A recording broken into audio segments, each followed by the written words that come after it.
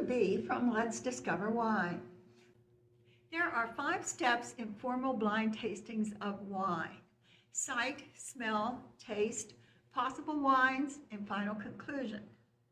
This particular video today is about step 3, the absolute most basic part of learning to taste wine: distinguishing the 5 main characteristics of wine's taste: acid, sugar, alcohol, tannin, and body. You don't have to know many facts about wines to sound like an expert if you learn to taste these 5 characteristics. Acidity is one of the 5 main characteristics of a wine. It is the refreshing taste that makes you want to drink more. It stimulates your mouth to produce saliva. As a test of acid, if you keep your mouth open after a sip, saliva will form as a reaction to the acid in the wine. Drinking an acidic wine may remind you of green apples or citrus, like grapefruit, limes, lemons, etc.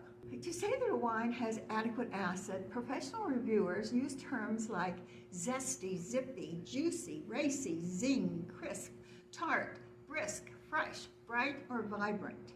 At the extreme, acid in wine can taste sour.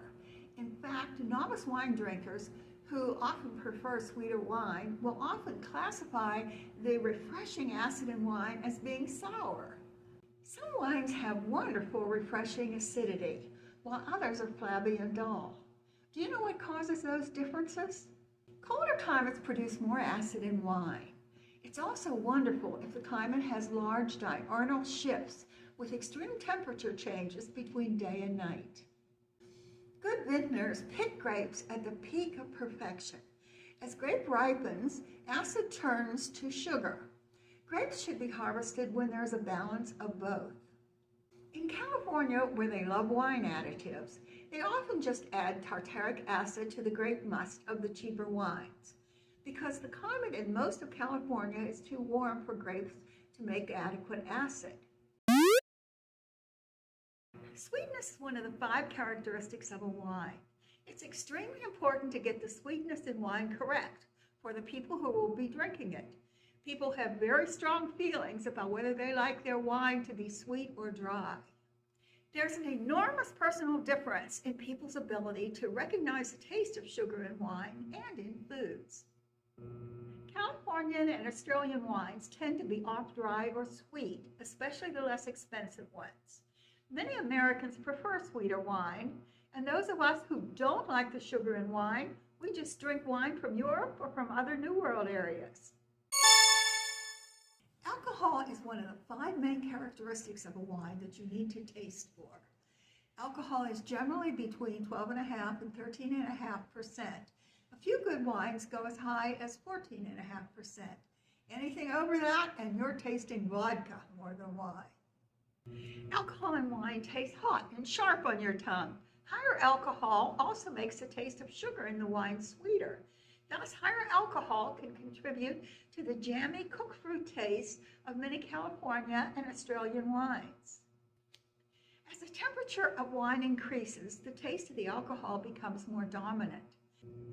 If you see strong legs on a glass of wine, it just means that the alcohol percentage may be too high. Tannin is one of the 5 main characteristics of a wine.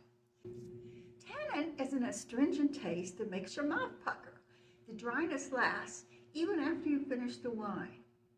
Tannins come from red grape, seeds, skins, stems, and oak barrels. White wine uses just the juice, which has much less tannin.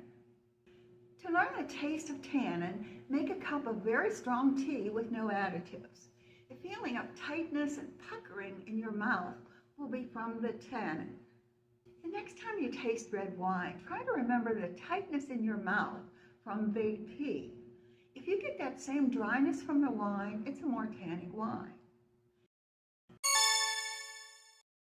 Body or weight of wine is one of the 5 main characteristics of a wine when tasted.